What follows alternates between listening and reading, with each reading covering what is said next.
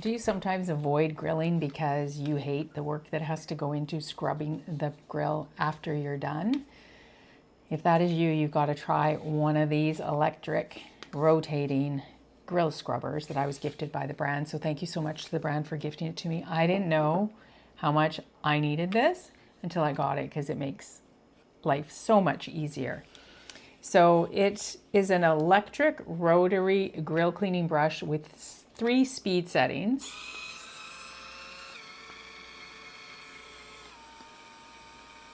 Super easy to use. You charge it up with a USB, just the great power button there. It comes with a replacement head and gloves too, which is a great way to just protect your hands while you're using it. There's stainless steel brush, so there's no loose bristles are going to come off. It feels way better to use. It is going to polish up your grill beautifully, way better than that back and forth scrubbing that we all do. This is just no elbow grease required with this thing. And it has up to 90 minutes of runtime with a charge.